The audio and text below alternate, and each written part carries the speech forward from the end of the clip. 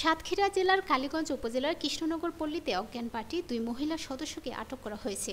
মঙ্গলবার বিকালে উপজেলার কৃষ্ণনগর ইউনিয়নের শাহপুর গ্রামে হাবিবুর রহমানের বাড়িতে খাবারের সাথে চেতনানাশক ঔষধ মেশানোর সময় হাতে নাতে তাদেরকে আটক করে বাড়ির মালিক হাবিবুর রহমানের স্ত্রী শাহানারা খাতুন।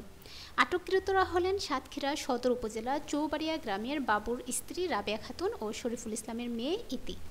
হাবিবের স্ত্রী শাহানারা খাতুন বলেন, আটককৃত রাবেয়া ও ইতি তাদের বাড়িতে প্রবেশ করে একজন 3 পিস দেখানোর কথা বলে এবং অন্যজন ওয়াশরুমে যাওয়ার কথা বলে রান্নাঘরে প্রবেশ করে।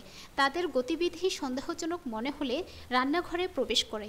রান্নাঘরে রাখা ভাত তরকারিতে সাদা গুঁড়া জাতীয় কিছু মিশ্রণ করা হয়েছে এমনটি দেখতে পায় এবং সাথে সাথে তাদেরকে আটক করে ইউনিয়ন পরিষদের চেয়ারম্যানকে অবহিত করে।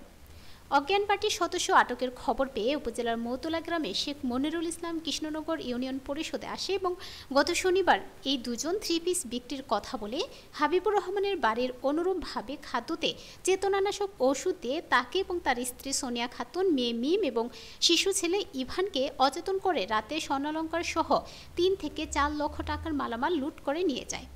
আটক রাবেয়া ঐতিকে কালীগঞ্জ থানার হেফাজতে নেওয়া হয়েছে। কালীগঞ্জ থানার অফিসার ইনচার্জ হাফিজুর রহমান ঘটনার সত্যতা নিশ্চিত করে তাদেরকে জিজ্ঞাসাবাদের মাধ্যমে আইনানুগ ব্যবস্থা নেওয়া হবে বলে জানিয়েছেন।